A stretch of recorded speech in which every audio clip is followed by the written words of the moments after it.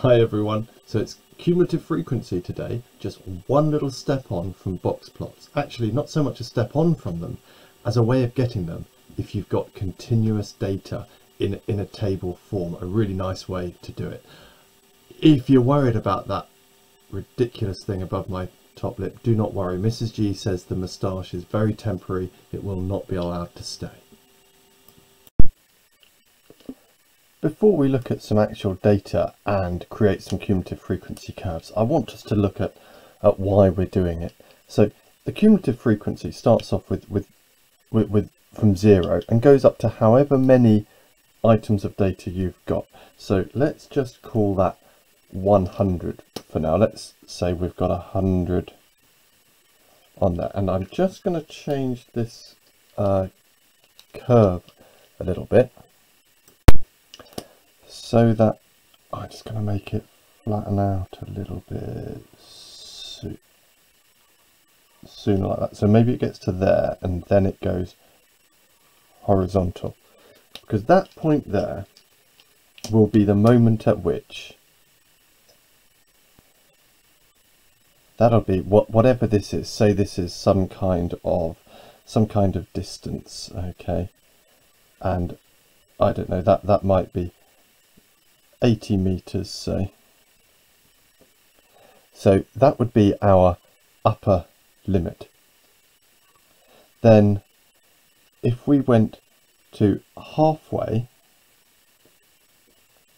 it's where you'd find your median, isn't it? So then you would read off from here, and where that goes down to, that would be your median. Now if that was 80, that looks like about 40, so I don't know about, but you'd have a scale going along here, so that might be 20, that might be 10, that might be 30, and so on. So this looks like it's just coming in around about 50. So that would be the median.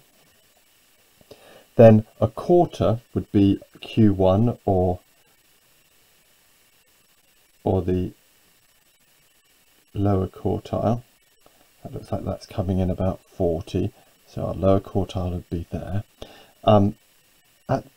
It looks like our curve doesn't start moving up until maybe that point there, so that point there would have to be the lower limit the first time we get a result. So that would be going about there, our lower limit, and then the upper quartile would be happening at 3/4 of our total frequency. That'd be 75 in this case.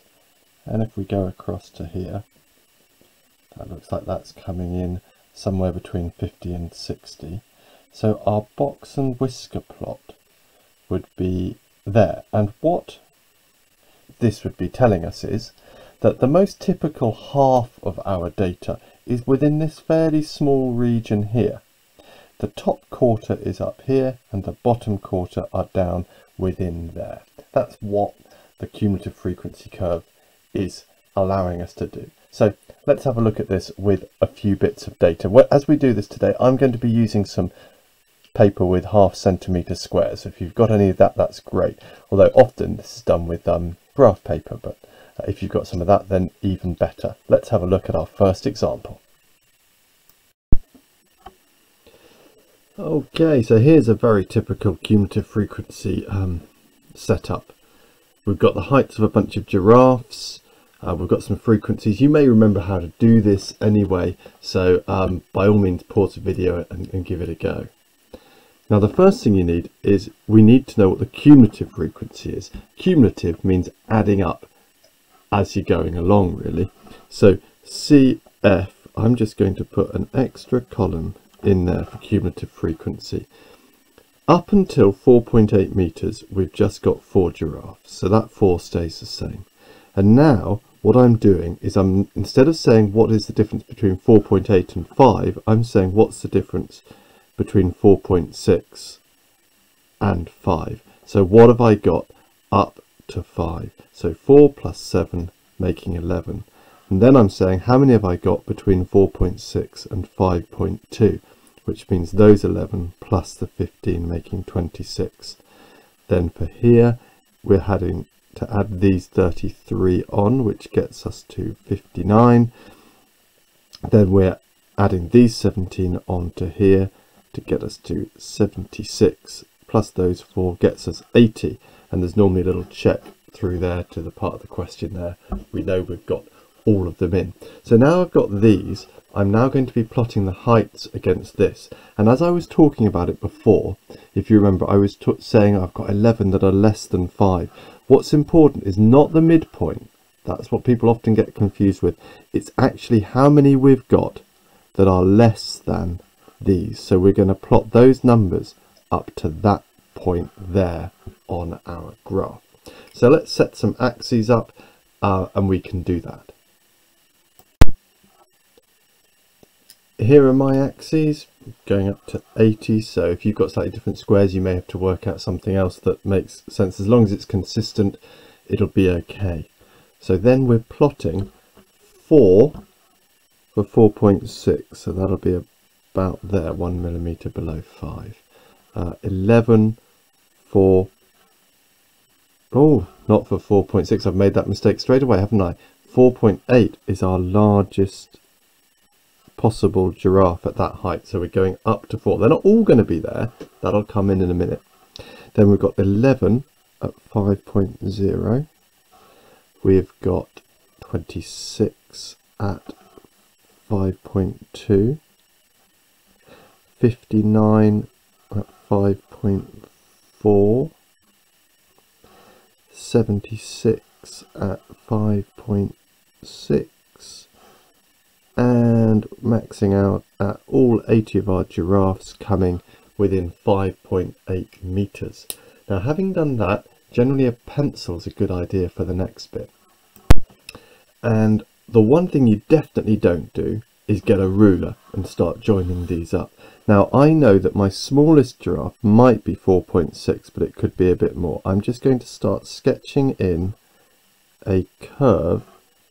And as I'm doing this, I'm sort of looking towards the next part. It takes a little bit to get used to. Don't worry, examiners do not expect it to be absolutely perfect. There's always going to be some wiggle room for what's allowed in terms of being slightly different to the mark scheme. And what's more important is that your interpretations follow the line that you have drawn. So here's my line of, not line of best fit, here's my cumulative frequency curve. Now that curve, probably, and that'll do, generally makes something of a bit of an S shape. Now the first question that comes up is asking us about the median height. So the median height we can estimate comes in halfway along. So we just need to divide how many. We don't need to go halfway between anything and worry about the fact that actually the median comes halfway between the 40th and the 41st. Because there's 80 in its estimate, half of 80 is 40. So we just need to go to 40 and draw across for our median and come down vertically onto our scale and read off whatever we get there. So I'm reckoning for 5.2 up to 5.4 each. That's 0.2 for the whole of that, isn't it? So 0.2 divided by 10 is 0.02 for each one of these. So that'll be 5.22, 5.24, 5.26. Looks like 5.26 or 5.27. So I'm going for 5.26 meters for my median height. And then the lower quartile and the 90th percentile. So the lower quartile, 80 divided by 4 is 20th. So we want the 20th giraffe going up here. Where do we think that giraffe would be? Draw straight across. So lower quartile, or Q1, is going to be coming in just about there. And I make that 5.1, 5.12, 5.14. So lower Q1 equals 5.14 meters, and the 90th percentile, right, well that's going to be 0.9 times 80 is the 72nd giraffe. So if we go up just 2 millimeters on there and then draw straight across, and where that hits the line we go straight down. I've gone slightly further across than I should have done there, so that's going to be 5.5, pretty much 5.55 I reckon there. So 5.5 90th percentile equals 5.55, approximately 5.55 meters. And now all we've got left to do is the last thing, drawing the box plot, what we've been waiting for. So we've got our lower quartile, we've got our median, we just need to work out the upper quartile. So that's going to be 3/4 of 80 is 60. So drawing straight across there, and we've already got something that came in at, oh, that should have been 59 actually, shouldn't it? When I do it, I think I've drawn that very slightly inaccurately, never mind. So that would come in at 5.4 for us, and all we would do is we can use the same axis that's there, and I'll say, right, my lower limit, it's not 4.8. I could estimate it as being here where my, but actually I don't know that there wasn't a giraffe at 4.6, so I'm going to have to put my lower limit as 4.6. I'm going to put my upper limit as 5.8 because we don't know where in that region the last few giraffes were, and then I just go down from where I had my upper quartile, my median, straight down from there, my lower quartile straight down from there, and then we just get the ruler and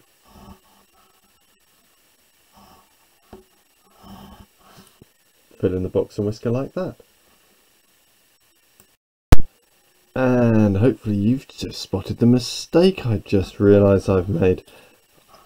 This is Q3, isn't it? I've just drawn my upper quartile bit down from there, so that is very much wrong. So I'm going to need to rub that out, put that there, and this across to here. So my final box and whisker should have looked a bit more like that. Okay, let's practice a couple more and then we'll be done.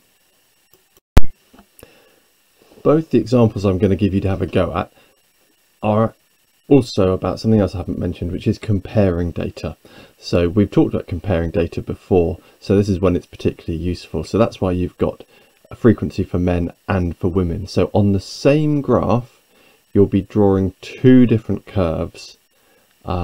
Then you'll want to make a box and whisker so that you can compare them both, even though it doesn't tell you have to, so you wouldn't necessarily have to, but it's still a good idea to and then do that. So I will pause the video, then have a go at the whole thing, and I will talk you through my solutions.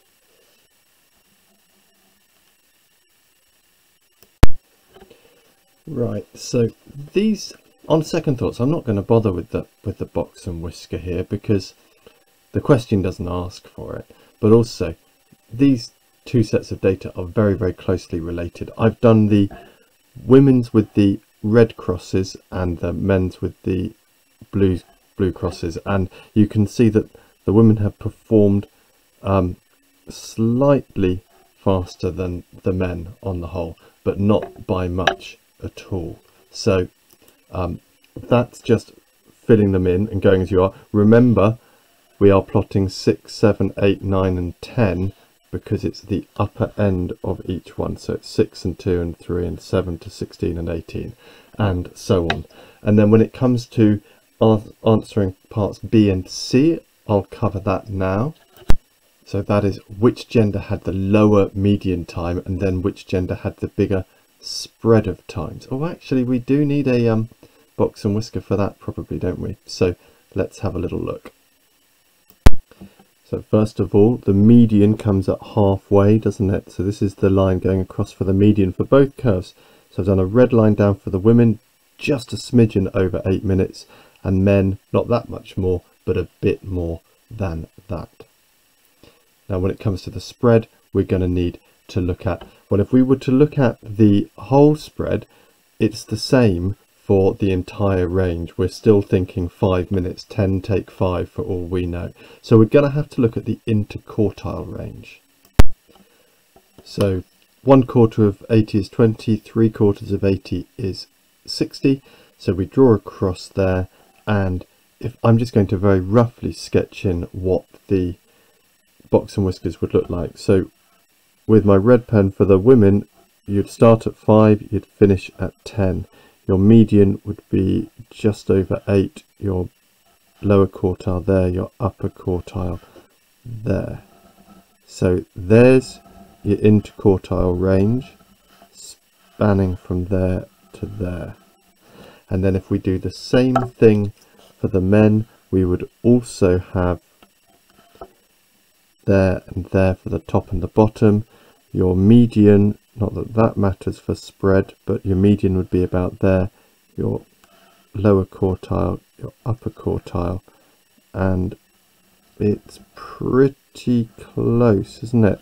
But if I measure the distance from there to there, that's 2.8 centimeters, and from there to there it's 2.75. Let's just double check on here. From there to there, 2.75. From there to there, 2.7. That's looking very close. Actually, if I look here, I think my line here is probably going there, which would make it to 2.8 millimeters. Very fractionally, men would have 2.8 as opposed to 2.7. Men have a larger interquartile range, which is your measure of spread. But I don't think there would be anything wrong with saying they're both virtually the same. It's so close that it's actually very, very difficult to say. So I think it would be equally fine to say they've got the same range and pretty much the same interquartile range too. Okay, and the very final part, estimate the numbers of men and women who qualified for the competition if the qualifying time was 7.5 minutes. So there, all we need to do is go the other way. So 7.5 would be about there for the men, and we would be going across, and it's got to be quicker than, hasn't it? So it's actually just a few before then. So for the men, I think we're looking at it's either 23 or 24. I'm going to say 23 men, and for the women we're going just up as far as there on that line, aren't we? And that's going to take us across to about there, and I'm reckoning that makes another 7, so that's 26 or 27 women. Time for one more question. And here it is. A vet's been weighing cats and has put them into males and females much in the same way as has been done before. So take your time, copy down the tables, do everything you can, and then see how what you do compares with me. And remember, your results may be a little bit different, especially if you're using graph paper rather than the squares that I'm using. So the first thing I did was I ringed the upper end of each group, because that's what I'd be plotting, and I did my cumulative frequency totals, and that gave me something looking like this. So the female ones being the ones with the red crosses, and the line underneath that being the male. And part B, which gender has the greater spread of masses? That's the males. And I didn't bother to draw a box and whisker thing, because it was possible just to do it on the range. The male's range goes all the way from 2.5 up to 5.5, whereas there are no females between 5 and 5.5, so we can say the female range is 2.5, so the male spread is greater. Now the next thing is to sort out this final part, and to do that we need to draw in for where female cats are 3.2 kilograms and male cats are 3.8, and see who's got the fewer underweight cats.